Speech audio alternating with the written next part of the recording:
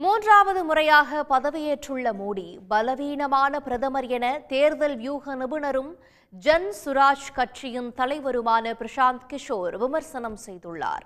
மக்களவை தேர்தல் முடிவு குறித்து முதல் முறையாக பேசிய அவர், கடந்த சில ஆண்டுகளுடன் ஒப்பிடுகையில் பிரதமர் மோடியின் செல்வாக்கு மக்கள் மத்தியில் சரிந்து வருவதாக தெரிவித்தார். 10 ஆண்டு கால பாஜக ஆட்சியில் மக்கள் முன்னேற்றம் அடையவில்லை என்றும், பீகாரில் 30 இடங்களுக்கு மேல் வெற்றி பெற்றாலும் மக்களின் வாழ்வில் உண்மையான மாற்றம் ஏற்படவில்லை என்றும் அவர் குற்றம் சாட்டினார். இதனால்தான் 2014 மற்றும் 2019 ஆண்டில் இருந்த மோடியின் செல்வாக்கு தற்போது சரிந்து வருகிறது என்றும் பிரசாந்த் கிஷோர் குறிப்பிட்டுள்ளார்.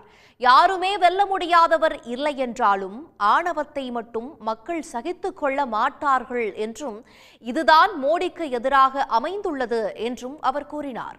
பாஜகவின் எதிர்கால அரசியல் பலம் அடுத்த 2 ஆண்டுகளில் நடைபெறவிருக்கும் மாநில தேர்தல்களில் தெரிந்துவிடும் என்றும், இந்த 9 மாநிலங்களின் முடிவுகள் பாஜகவுக்கு எதிராக அமைந்தால் அரசு நிலைத்தன்மை குறித்து கேள்விகள் எழும் என்றும் அவர் தெரிவித்தார்.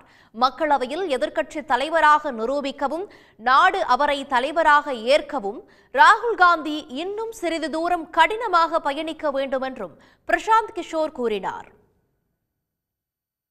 உடனுக்குடன் செய்திகளை தெரிந்து கொள்ள சன் நியூஸ் பெல் ஐகானை கிளிக் பண்ணுங்க.